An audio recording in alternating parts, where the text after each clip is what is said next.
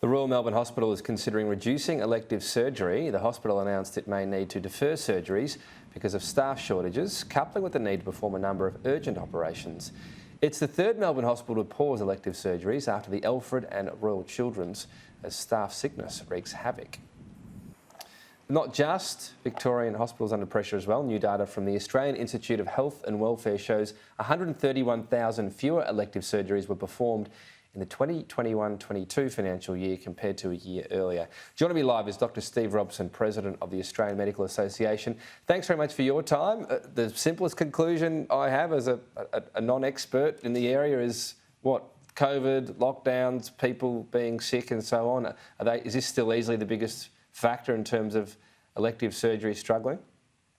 Yeah, good afternoon, Tom. I think you're right on all of your comments there. The data that we saw from the Institute of Health and Welfare that was released last night are really concerning. And as you say, well over 130,000 fewer planned operations were performed in our public hospitals around the country.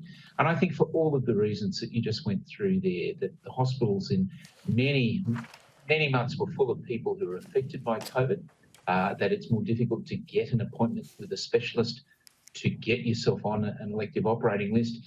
And of course, capacity constraints have been further made more difficult by the fact that many staff in hospitals have had COVID and haven't been able to work. So this dreaded combination of all of these factors has put a huge dent in the amount of surgery that Australia is able to get through. And it's a big problem for Australia's patients.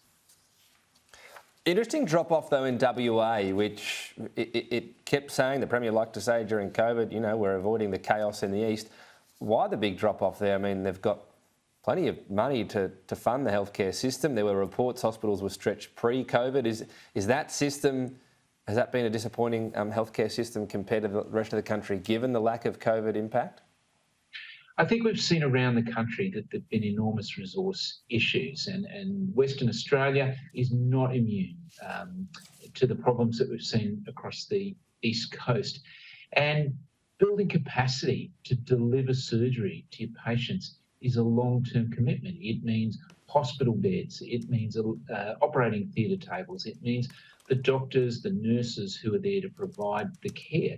And as we know, over the last couple of years, all of these resources have been in short supply, and building them up again is going to take time. We know that this was a trend that was well entrenched in the country, in Western Australia, everywhere else, long before the pandemic. But the pandemic has been like throwing a lead weight to a drowning man in our health system, and we need to have a very big rethink about how we deliver the care that Australians expect.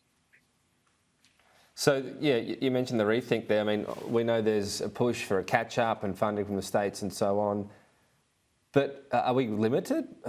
How do you suddenly catch up on all these surgeries? You still need surgeons, you still need beds. There's a lot of other things going on. There's still people off with COVID. Look, I agree with you 100%, Tom. We only have a limited number of operating theatres, and an operating theatre needs the staff who can equip them to perform the procedures. There's only a limited amount of time, and without an enormous refresh in the way that we do things and some lateral thinking. What we've seen, for example, in the report was that about 75,000 operations on public patients were actually outsourced to private hospitals. Now, that's not a thing that can go on forever because, of course, with more people after COVID joining private health funds, they're going to need to have surgery. But I think it's absolutely time that we come up with a national plan where we can say we have these hundreds of thousands of people all getting worse by the day, waiting to have their surgery, who aren't able to spend, to work, to do all the things that we need to boost the economy, that we need to have a national plan at this point to overcome this and really deliver the care that so many hundreds of thousands of our friends and relatives are waiting for around the country, Tom. I've always been intrigued by the waiting list and how much triage is involved, because on the one hand, if you get in and you're sitting there waiting, you hope that that's your spot on the queue, but also if your knees playing up a bit but you can still get around versus someone that is almost bedbound, does triage come into it? How does it actually work in practice? Yeah, and it's a really good question, Tom. Australia agreed on a system some years ago where patients' urgency for their operation is categorised. in a system that's threefold. The category 1 are the most urgent classes of operation. Category 2 are the second most urgent, and category 3 are often categorised as the least urgent. But for the people with those conditions, and they're often things like chronic pain and arthritis, there's nothing category 3 about them, and waiting years and years to be able to walk again, to be able to see again, for people is a tremendous burden.